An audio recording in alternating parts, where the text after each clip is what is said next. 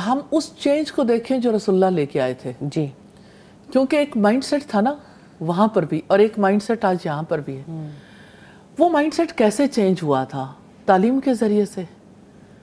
آپ صلی اللہ علیہ وسلم نے کنٹینیوس اس کے لیے ایفرٹ کی تھی، کنٹینیوس ایجوکیشن تھی، اور خود آپ کا ذاتی طرز عمل، اور پھر آپ صلی اللہ علیہ وسلم کا موقع کے مطابق فیصلے دینا، اور پھر آپ صلی اللہ علیہ وسلم کا یعنی جگہ جگہ ہمیں ایسے واقعات ملتے ہیں کہ آپ کس طرح سے خواتین کے حقوق کا تحفظ کرتے تھے. تمہاری دنیا سے 2 ہی چیزیں تو مجھے محبوب ہیں، عورت اور خوشبو، اور نماز کو تو میری آنکھوں کی ٹھنڈک بنا دیا گیا. تو آپ دیکھیں کہ ہر ایک کے ذہن میں آتا ہے کہ اچھا دنیا میں 2 چیزیں ویلیوبل ہیں. ایک تو خوشبو ہے جو ہر طرف یعنی جس کی وجہ سے پورا ماحول خوشگوار ہو جاتا ہے، اور ریئلی عورت بھی تو خوشبو کی طرح ہی ہے.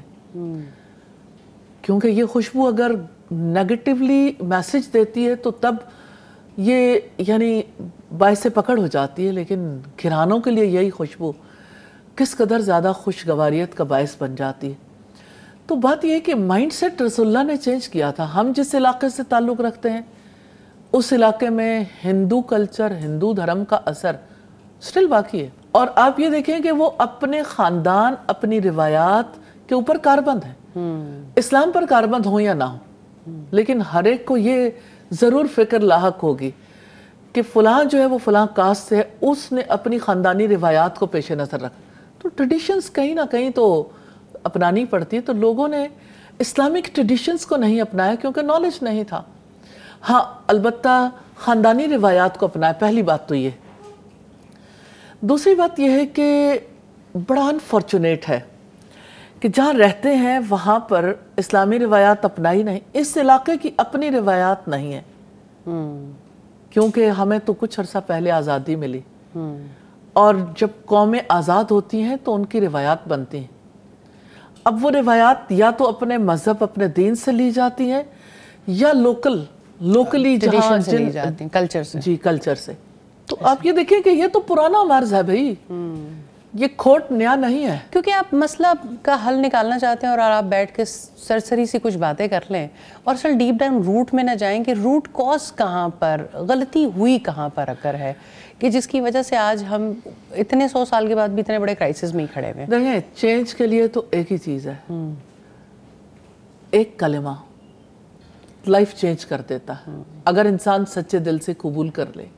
بات تو اتنی ہے نا، لا الہ الا اللہ. اللہ سبحانہ تعالیٰ کے سوا کوئی معبود نہیں، کوئی قوت والا نہیں، کسی کی بات نہیں ماننی، کسی کے روکے سے رکنا نہیں، کسی کے کہے سے کرنا نہیں. وہ فائنل اتھارٹی ہے. کب مانتے ہیں؟ سمجھا ہی نہیں. کلمے کے تقاضوں کو یعنی کلمے کو ہی نہیں سمجھا، اس کے تقاضے تو پورا کرنا دور کی بات ہے. صحیح. تو ایجوکیٹ کرنے کی ضرورت ہے. فیتھ سٹرونگ نہیں ہے، عقیدہ درست نہیں ہے، اور عقیدے کی درستگی کے نہ ہونے کی وجہ سے یعنی آپ یہ دیکھیں کہ کووڈ آئے تو سب لوگ ڈپریشن میں چلے جائیں.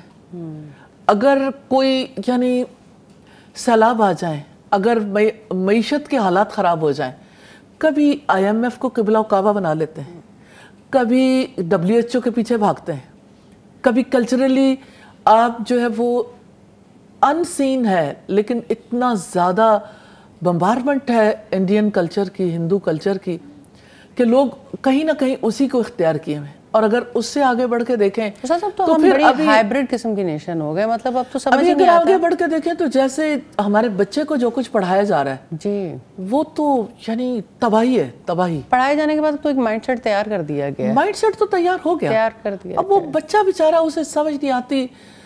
میں خیال ہوں کسی اور کا، مجھے سوچتا کوئی اور ہے. ماں باپ چاہتے ہیں کہ یہ یعنی کوئی دنیا میں رہتے ہوئے کم از کم آخرت کے لیے کچھ کر لے. تھوڑا بہت تو ہر کوئی چاہتا ہے، کم از کم یہ تو کوئی نہیں چاہتا کہ میرا بچہ آگ کے حوالے ہو جائے.